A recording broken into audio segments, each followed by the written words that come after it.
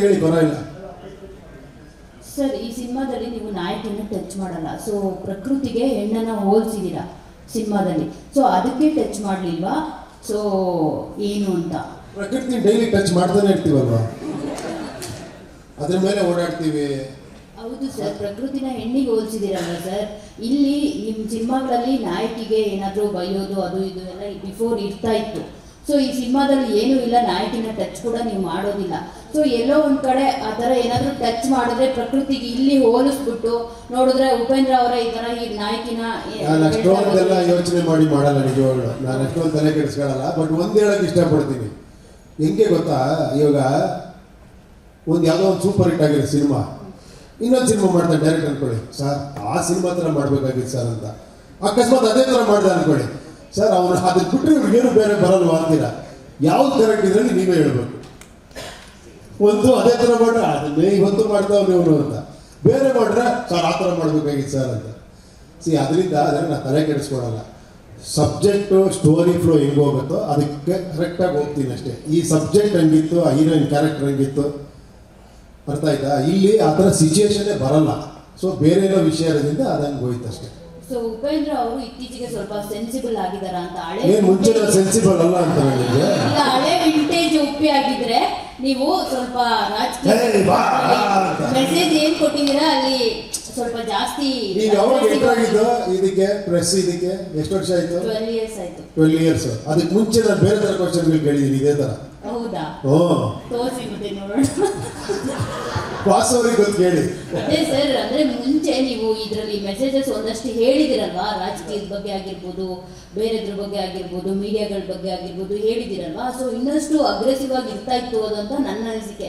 ಈಗ ಸ್ವಲ್ಪ ಏನೇ ಮಾಡಿದ್ರು ಕಾಂಟ್ರವರ್ಸಿಗಳು ಆಗುತ್ತೆ ಅಂತ ಏನಾದ್ರೂ ಸರ್ ಥಿಂಕ್ ಮಾಡಿ ಈ ತರ ಒಂದಷ್ಟು ಇಟ್ಟಿದ್ದೀರಾ ಅಂತ. ಇದು ಕಾಂಟ್ರವರ್ಸಿ ಆಗುತ್ತೆ ಅನ್ಕೊಂಡೆ. ಕಾಂಟ್ರವರ್ಸಿ ಆಗಕ್ಕೂ ಮಾಡೋಕ್ಕೂ ಗೊತ್ತಾಗ್ತಾ ಇಲ್ಲ ಯಾರಿಗೂ.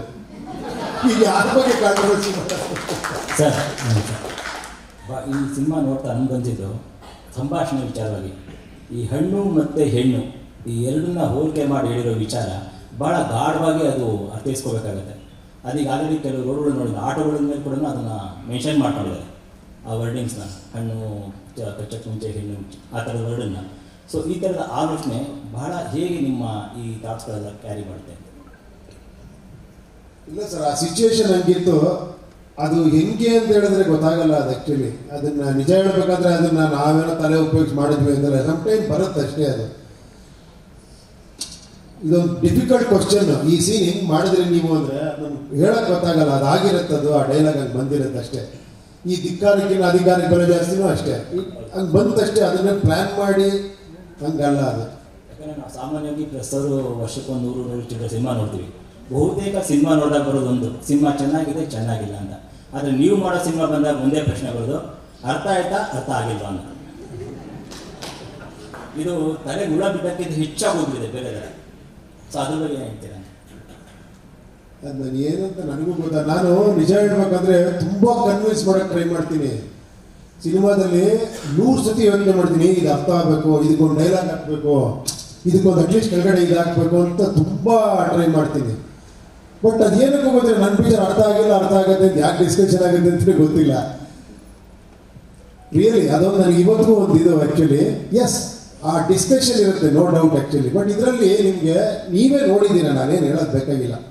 ನೀವು ನೋಡಿದಾಗ ನಿಮಗೆ ಆ ಥರ ಎಲ್ಲೂ ಕನ್ಫ್ಯೂಷನ್ ಅನ್ಸಲ್ಲ ಅಲ್ವಾ? ನನಗೇನಾದ್ರು ಅನ್ಸುತ್ತಾ ಅಂತ. ಲಾಸ್ಟಲ್ಲಿದೆ, ಖಂಡಿತ ಒಪ್ಕೊಳ್ತೀನಿ. ಬಿಗಿನಿಂಗ್ ಇದೆ ಆ ಕ್ಯೂರಿಯಾಸಿಟಿ, ಲಾಸ್ಟಲ್ಲಿದೆ. ಬಟ್ ಮಧ್ಯದಲ್ಲಿರೋ ಕಥೆಯಲ್ಲಿ ಯಾವುದೇ ಕನ್ಫ್ಯೂಷನ್ ಇಲ್ಲ ಅಲ್ಲಿ.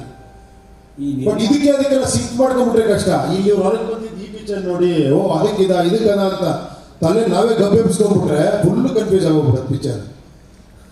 ಸರ್, ಈ ಪ್ರೊಡ್ಯೂಸರ್ಗೆ ಕತೆ ಹೇಗೆ ಒಪ್ಪಿಸ್ತೀರಾ ಸರ್? ನನಗೆ ಈಗ ಅರ್ಥ ಆಗ್ತದೆ. ಯಾಕಂದರೆ ಅವ್ರು ಹೇಗೆ ಒಪ್ಕೊಂಡು ನಿಮ್ಮ ಸಿನಿಮಾಗೆ ದುಡ್ಡು ಹಾಕ್ತಾರೆ ಅನ್ನೋದು ಒಂದು ಪ್ರಶ್ನೆ. ಅವ್ರು ನನ್ನ ಒಪ್ಕೊಂತಾರೆ ಅಷ್ಟೇ, ಅವ್ರು ನನ್ನ ಮೇಲೆ ನಂಬಿಕೆ ಅಷ್ಟೇ, ಇನ್ನೇನಿಲ್ಲ. ಸರ್, ಇದು ಸತ್ಯವಾದ ಮಾತು. ಒಂದೇ ಒಂದು ಲೈನ್ ಸ್ಟೋರಿ ಕೇಳಿಲ್ಲ.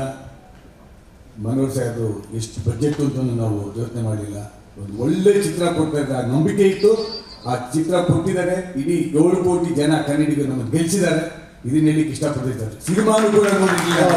ಅಟ್ ದಿ ಸೇಮ್ ಟೈಮು ನಾನು ಕೂಡ ತುಂಬ ಅವ್ರನ್ನ ಗಮನದಲ್ಲಿ ಇಟ್ಕೊಳ್ತೀನಿ. ಪ್ರತಿ ಸ್ಟೇಜಲ್ಲೂ ಕೂಡ ನಾನು ಮಾತಾಡಿದ್ದೀನಿ. ಪ್ರತಿ ಸ್ಟೇಜಲ್ಲೂ ಕೂಡ ಇಲ್ಲಿ ಜಾಸ್ತಿ ಆಗುತ್ತಾ, ಇಲ್ಲಿ ಕಡಿಮೆ ಆಗುತ್ತಾ, ಇಷ್ಟೊಳಗೆ ಆಗ್ತಾ ಇದೆಯಾ, ನಿಮ್ಗೆ ತೊಂದರೆ ಆಗಲ್ವಾ, you can ask them. I never take them as granted. ಮಾಡ್ಬೋಣ ಅಂತ ಎವ್ರಿ ಸ್ಟೇಜು ಕೂಡ CG ಇರ್ಬೋದು, ಸೆಟ್ಸ್ ಇರ್ಬೋದು, ಒಂದು ಆರ್ಟಿಸ್ಟ್ ಹಾಕೋದಿರ್ಬೋದು, ಪ್ರತಿಯೊಂದು ಡಿಸ್ಕಸ್ ಮಾಡ್ತೀವಿ ನಾವು. ಆಗುತ್ತಾ, ನಿಮ್ಗೆ ವರ್ಕೌಟ್ ಆಗುತ್ತಾ, ಇಷ್ಟರಲ್ಲಿ ಓಕೆನಾ, ಇದನ್ನು ನಾನು ಯಾವತ್ತೂ ಮನಸ್ಸಲ್ಲಿ ಇಟ್ಕೊಂಡೇ ಮಾಡ್ತೀನಿ. ಬಿಕಾಸ್ ನನಗೆ ಅವ್ರು ಗೆದ್ರೆ ನಾನು ಗೆಲ್ಲೋದಷ್ಟೇ ಇಲ್ಲಿ. ಅರ್ಥ ಆಯ್ತಾ? ಇವ್ರು ಗೆದ್ರೆ 100 ಸಿನಿಮಾ ಮಾಡ್ತಾರೆ, ಮತ್ತೆ ನನ್ನಂತ 100 ಜನ ಡೈರೆಕ್ಟರ್ಗೆ ಅವಕಾಶ ಕೊಡ್ತಾರೆ. ಅದನ್ನು ನಾನು ಯಾವತ್ತೂ ಗಮನದಲ್ಲಿ ಇಟ್ಕೊಂಡಿರ್ತೀನಿ. ನಾನು ಯಾವಾಗಲೂ ಸಿನಿಮಾ ಮಾಡಿದಾಗ ಫಸ್ಟ್ ನನ್ನ ಪ್ರಿಯಾರಿಟಿ ಏನಂದರೆ ಥಿಯೇಟ್ರಿಗೆ ಬರೋ ಜನ ಅವ್ರ ದುಡ್ಡಿಗೆ ಮೋಸ ಆಗಬಾರ್ದು. ಅವ್ರು ಕೊಡೋ ದುಡ್ಡಿಗೆ ಏನೋ ಒಂದು ಅವ್ರಿಗೆ ಇದಾಗಬೇಕು. ಎರಡನೇದು ಪ್ರೊಡ್ಯೂಸರ್ ಅವ್ರು ಹಾಕಿರೋ ದುಡ್ಡು ವಾಪಸ್ ಬರಬೇಕು. ಇದು ಬಿಟ್ಟರೆ ನಾನು ಬೇರೆ ಏನೂ ಯೋಚನೆ ಮಾಡಲ್ಲ. ಇಷ್ಟು ಕೋಟಿ ಬರುತ್ತೆ, ಅಷ್ಟು ಕೋಟಿ ಬರುತ್ತೆ, ಇದು ಹಿಂಗಾಗತ್ತೆ, ನಾನು ದೇವರಾಣ ಯೋಚನೆ ಮಾಡಲ್ಲ. ಅದು ಅವ್ರು ಹೇಳಬೇಕು, ಮತ್ತು ನಾನು ಹೇಳ್ಬಾರ್ದು ಅದನ್ನ.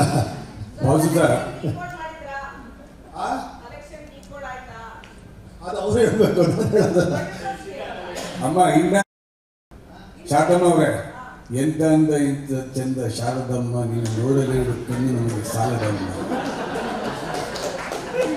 ಅಮ್ಮ ಖಂಡಿತ ಅಮ್ಮ, ಇವಾಗ ಅಬ್ರಾಡ್ದೆಲ್ಲ ಬರಬೇಕು, ವಿದೇಶದ್ದು ಎಲ್ಲ ಕಂಪ್ಲೀಟ್ ಹಾಕೊಂಡು ಬರಬೇಕು.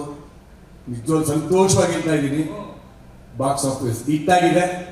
ಆ್ಯಂಡ್ ನಮ್ಮ ನಿರ್ದೇಶಕರು ಹೇಳಿದ್ದೆಲ್ಲ 100% ಸತ್ಯ. ಒಂದೊಂದು ಶಾರ್ಟ್ ತೆಗಿಬೇಕಂದ್ರೆ ಪ್ರತಿಯೊಂದು ಕೂಡ ಎಷ್ಟು ಖರ್ಚಾಗುತ್ತೆ, ಏನು ನೀವು ಹೊರೆ ಆಗಬಾರ್ದು ಅಂತಂದ್ಬಿಟ್ಟು ಪಿಕ್ಚರ್ ರಿಲೀಸ್ ಆಗೋ ಮುಂಚೆನೂ ಕೂಡ ಫಸ್ಟು ನೀವು ಸೇಫ್ ಆಗಬೇಕು. ಗುರುವೇ ಸೇಫ್ ಆಗಬೇಕು. ಅಣ್ಣ ನಮ್ಮ ನಮ್ಮ ನಮ್ಮ ನಂಬಿ ದುಡ್ಡು ಹಾಕಿದ್ದಾರೆ ಅಂತಂದ್ಬಿಟ್ಟು ಒಂದು 100 ಸಲ ಹೇಳಿದ್ದಾರೆ.